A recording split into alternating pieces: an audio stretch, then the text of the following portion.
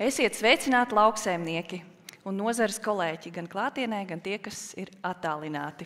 Tātad es jūs iepazīstināšu par to, kādi tad ir nosacījumi saistībā ar buferjoslu, aizsargjoslu izveidi un auga aizsardzības līdzekļu lietošanu. Es esmu Maira Marga, jau ilgu laiku strādāju kompānijā BASF un arī saimniekoju nelielajā ģimenes saimniecībā, kur atrodas Bukaišu pagastā.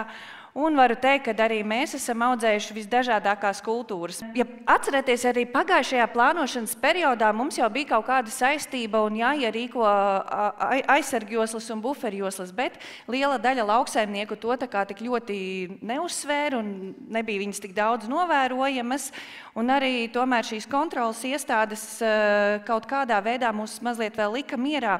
Bet šajā plānošanas periodā tā vairs nenotiek diezgan aktīvi.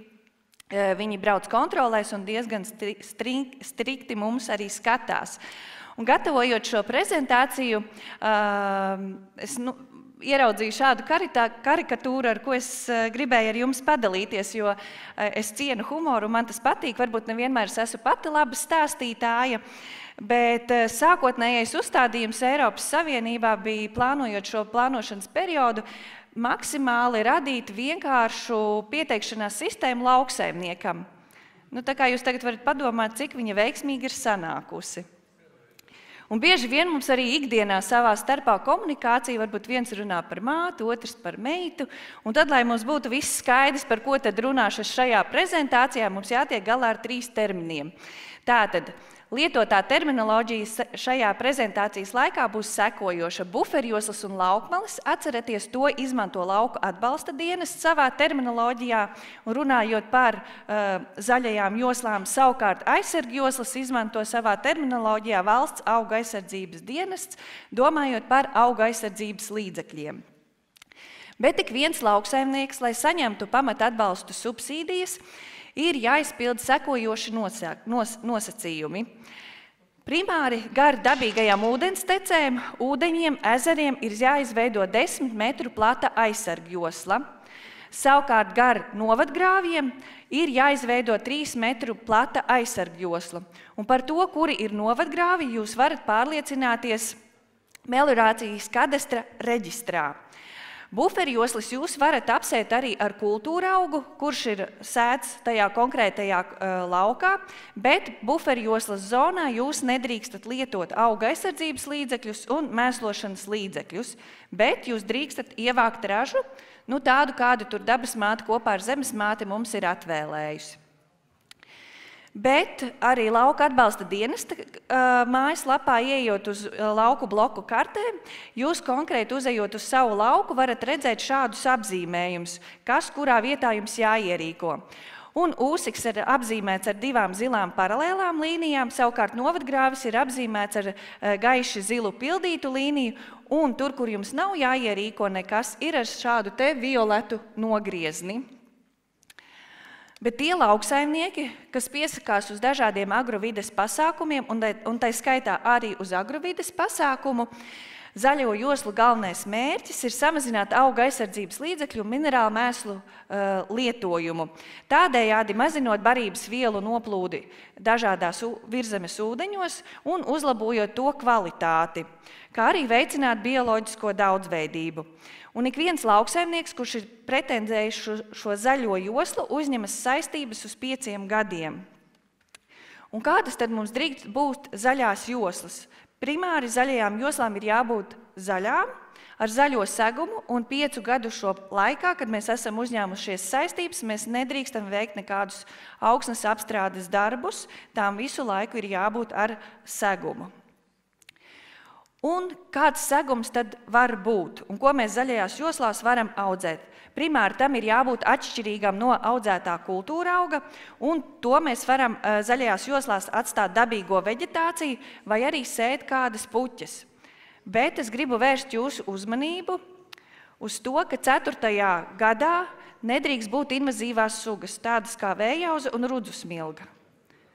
Kurš no jums par šo punktu zināja? Pirms ierīkoja zaļās joslas. Malacīši, un tie, kas nezināja, tad es tiem lieku tagad uzsvaru, ka tāda norma mums būs jāievēro. Un kā jūs domājat, kā jūs varētu tikt galā ar to, kā ierobežot šīs invazīvās sugas?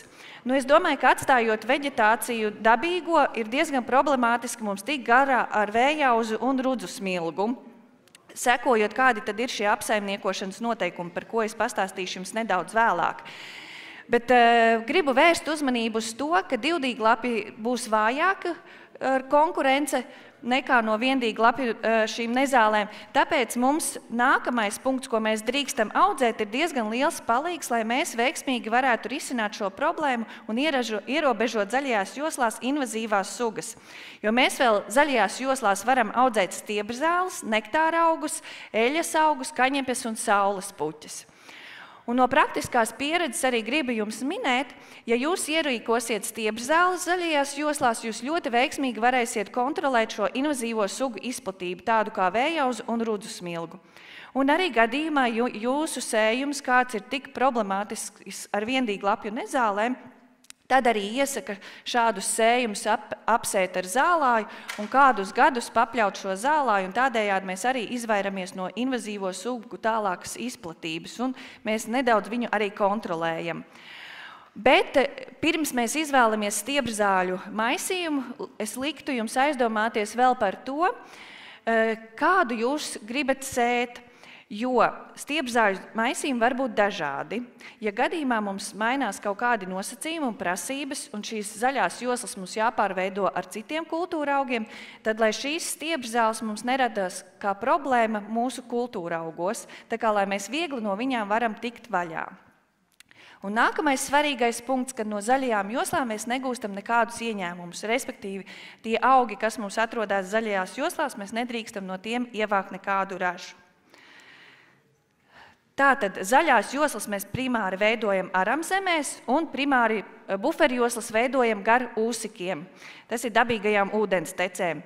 8 metru platumā, un tās papildinām vēl ar 2 metru platu laukmali, tādējādi izveidojot 10 metru platu buferjoslu. Un tās minimālais garums ir 10 metri, un lai pretendētu un pieteikt šo buferjoslu, to kopējam garumam ir jābūt vismaz 150 metri. Savukārt, ja runājam par laukmalēm, tad laukmalu platums ir jāierīko 4 metri, un arī šeit attiecās tas pats minimālais garums ir 10 metri, bet minimālais garums, lai pieteiktos uz atbalstu, ir jābūt 250 metriem. Kur mēs varam ierīkot laukmalas? Primāri mēs varam ierīkot tās gar ceļu, gar mežu, gar lauku sētām, gar novadgrāviem, kā arī starp konvenciālo un bioloģisko lauku. Un saistību periodā mēs drīkstam laukmalas mainīt, nemainot to pieteikšanās platību. Ja jums gadījumā nāk kāds lauks klāt un jūs gribat kaut ko izmainīt, tad jūs to varat darīt, bet nedrīkstat mainīt šo te pieteikto platību. Nākamā prasība, kas uz mums visiem attiecās, ir kā tās apsaimniekot. Un, lai tās gudri apsaimniekotu, tad attiecās sekojošas prasības uz laukmalēm. Nelietojam primāri auga aizsardzības līdzekļus un minerālu mēslus, un ja mums zaļā josla pieguļ tādām lauku kultūrām kā labības vai sēklu kopības lauki, tad šīs zaļās joslas mēs varam pļaut un smalcināt tik bieži, cik tas mums ir nepieciešams. Savukārt, ja pie zaļās joslas mums pieguļ tādas kultūras kā tauriņzieži vai kruziežu kultūra augi, tad šīs zaļās joslas mēs drīkstam kopt tikai vienu reizi sezonā līdz 15. septembrim, nopļaujot vai sasmalcinot. Un šeit ir tā lielā problēma, kā mums kontrolēt invazīvās sugas, ja šeit mēs drīkstam pļaut tikai vienu reizi sezonā. Ja, piemēram, mēs pļāvumu veiksim jūnija sākumā vai vidū, tad, piemēram, vējauzai visticamāk viņa spēs attaukt un saražot vēl kādas sēklas vai līdzīgi arī ar rudzu smilgu. Jo, piemēram, arī, ja jūs kviešus nopļaujat jūnija sākumā, jūs redzat, ka parasti, uz kulšanas laika tur kaut vai švakas vārpiņas, bet tomēr viņas ir iznākušas un kaut kādu sēklu noražo. Tāpēc es šeit aicinātu apvienot kopējus lauksaimnieku spēkus un caur nevalstiskajām organizācijām tomēr runāt ar instancēm un panākt, ka tiem lauksaimniekiem, kuriem ir zaļajās joslās invazīvās sugas un atstātas dabīgā veģetācija, tad atļaut šos zaļās joslas kopšanas darbus veikt biežāk. Nākamais ir buferjoslu apsaimniekošana. Ir diezgan līdzīgi noteikumi šeit pie apsaimniekošanas, bet svarīgākais atslēgas vārds – pēc nopļaušanas mēs visu novācam, bet ir maza atkāpe, ka tā daļa, kas attiecās no buferjoslas, ir 2 metru laukmali, tad šo laukmali mēs varam nopļaut vai smalcināt, attiecīgi arī izejot no tā, kāda kultūra mums tur ir. Bet savukārt buferjoslu mēs tikai novācam, vai nu tā ir viena reize sezonā līdz 15. septembrim, vai arī mēs varam atstāt līdz nākamā gada 15. martam, un tad mums ir nosacījums, ka mēs drīkstam nopļaut to atstāt vai arī sasmalcināt. Tā kā tiem lauksaimniekiem, kuriem ir sējumi pie zaļajām joslām ar labībām vai sēklu kopības lauki, tad šeit arī mēs drīkstam kopšanas darbus veikt biežāk, bet, kā jau minēju, buferjoslās atslēgas vārds ir nopļauto novācam. Tātad tas ir tas, kas attiecās tieši uz lauka atbalsta dienesta prasībām. Tālāk runājot par prasībām no valsts auga aizsardzības dienesta puses, ir tā, ka likumā ir noteikta 10 metru aizsargjosla, kas jāievēro auga aizsardzības līdzekļiem no dažādām ūdenstecēm. Es jums visu neuzskaitīšu, slaidā jūs redzat, un, ja nepieciešams, likumā arī var to atrast. Bet svarīgs punkts, ko es gribu aicināt jums ievērot, kad pagaidām Lada lauku bloku kartē nav iezīmēta 10 metru aizsargjosla gar dīķiem, kas arī ir jāievēro pēc likuma. Tā kā aicinātu arī būt atbildīgiem un ievērot šo 10 metru aizsargjoslu. Un esam atbildīgi ne tikai paši pret sevi, bet arī pret vidi un ievērojam noteiktās joslu platumus, jo, ja mēs neievērosim, tad atbilstoši attiecīgās kontrolējošās instances mums var uzlikt arī naudas sodu. Un iegādājoties jebkuru auga aizsardzības līdzekli, vai pirms iegādes, vai pirms lietošanas, noteikti pārliecinamies vēl uz produkta marķējumu, kāda tad ir noteikta aizsargjosla konkrētajam produktam. Jo tāpēc, kad aizsargjoslas var būt atšķirīgas un arī mainoties reģistrācijai, tā var mainīties. Ja konkrēti jau runājam par BASF auga aizsardzības līdzekļiem un tādiem auga aizsardzības līdzekļiem, kurus lietojam graudaugos, rapšos vai tauriņziežos, tad kopumā visiem ir 10 metri, izņemot stompam ir jāievēro 20 metru aizsargjosla, rudens herbicīdam Flight Forte 20 metri un fungicīdam Priexor 15 metri. Ar izņēmumu, ja mēs lietojam 50% smidzinājumu nonesi mazinošas sprauslas, tad arī uz šiem produktiem attiecās ievērot 10 metru aizsargjoslu. Savukārt par rudens herbicīdu Pontosu ir jāievēro 20 metri, bet arī šeit ir atkāpe.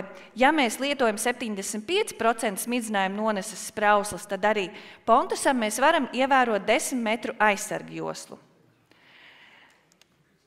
3 lietas, ko es gribu, lai jūs paņemat kā ceļa maizi, līdzīgi kā dziesmā skan 3 lietas zāļu skapītī stāv, tad pirmkārt, vienmēr pirms produkta lietošanas izlasam, kādas aizsargu joslas mums jāievēro, un atbildīgi tās arī ievērojam. Otrs punkts, kamēr mums vēl ir laiks, pārdomājam, kas mūsu zaļajās joslās aug, vai tur ir sastopams vai nav sastopams invazīvās sugas, un ja ir, varbūt, ka mēs varam veikt kādus piesēšanas darbus ar stiebrzālu kādu maisījumu, lai veiksmīgāk ierobežotu šo te invazīvo sugu izplatību. Un trešais, tātad laukmalas un buferjoslas, mēs kopšanas darbus varam veikt biežāk, ja tur mums aug labība vai sekkopības lauki, bet atslēgas vārds jāatcerās buferjoslās nopļauto novācam, ja tos darbus kopšanas mēs veicam tekošajā sezonā. Nelielai atkāpei BASF aicina ievērot aizsargjoslas ne tikai gar ūdens tecēm, bet arī veidot aizsargjoslas gar koku vainagiem, kuri atrodas jūsu sējumos un laukos. Un ja jūs esat tik čakli un atbildīgi un esat izveidojuši šīs aizsargjoslas, mēs jums kā apbalvojumu dāvinam putnu būri, kurā rast jaunu mājvietu kādai no putnu sugām. Lai tad, kad jūs arī apsekojat lauku, arī tas jūs priecētu ar dziesmām.